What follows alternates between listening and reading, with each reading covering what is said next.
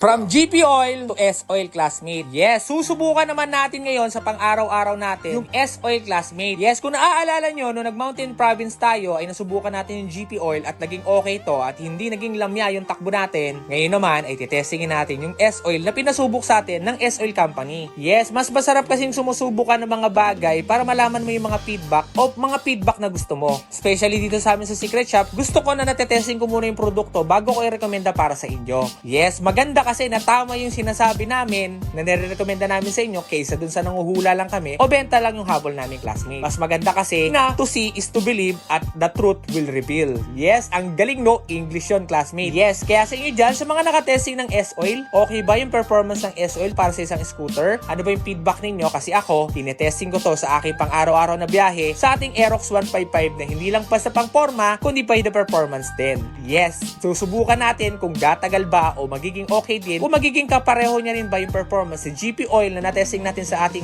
Mountain Province sa ating pang-daily ngayon ni S-Oil. Comment down below sa mga naghahanap ng feedback at sa mga naka-feedback naman ay mag-comment kayo kung ano yung feedback ninyo sa S-Oil. Lupit, no?